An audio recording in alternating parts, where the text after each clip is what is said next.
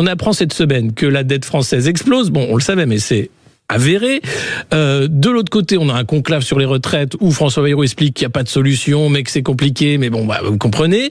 Emmanuel Macron, qui était à l'OTAN, qui dit « Mais c'est pas grave, vous savez, 5% pour la défense, ça fait 140 milliards par an, alors qu'on cherche 40 milliards et qu'on n'y arrive pas. » Comment c'est possible d'en arriver là et pourquoi les politiques continuent de jouer l'évitement alors que, quand on regarde les chiffres, ils sont catastrophiques?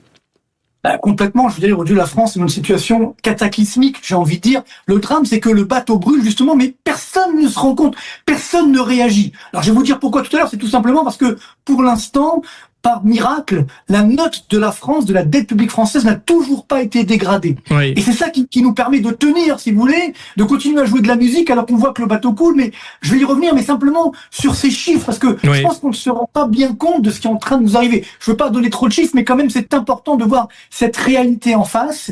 C'est-à-dire qu'aujourd'hui, nous avons 3346 milliards d'euros de dette publique. C'est évidemment complètement énorme. Depuis 2017, ça a augmenté de quasiment 1100 milliards. Vous vous rendez compte? C'est Juste énorme. depuis que M. Macron est président, 1100 milliards quasiment d'augmentation de la dette publique.